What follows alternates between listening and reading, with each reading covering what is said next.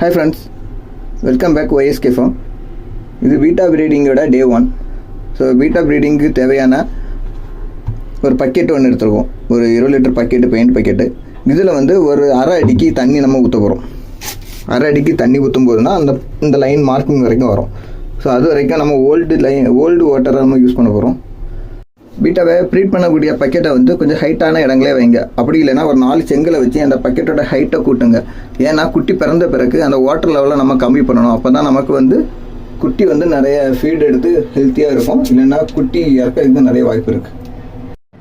பீட்டாவோட bubble next கலையாமல் இருக்கிறதுக்காண்டி polythene கவரை நம்ம பக்கெட்டில் ஒட்டி விட்டுடலாம். ஒரு 2 லிட்டர் வாட்டர் கேன் எடுத்துடுங்க. ஸோ அதில் வந்து டாப்பையும் பாட்டமையும் கட் பண்ணிவிட்டு அதை வந்து தண்ணிக்குள்ளே இறக்கி விட்டுருங்க. ஸோ இதில் தான் நம்ம ஃபீமேல் பீட்டா விட போகிறோம்.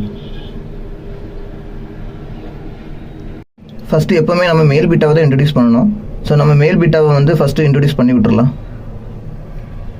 ஃபீமேல் பீட்டாவை வெட்டி வச்சுருக்க வாட்டர் கேனுக்குள்ளே விட்டுடலாம்.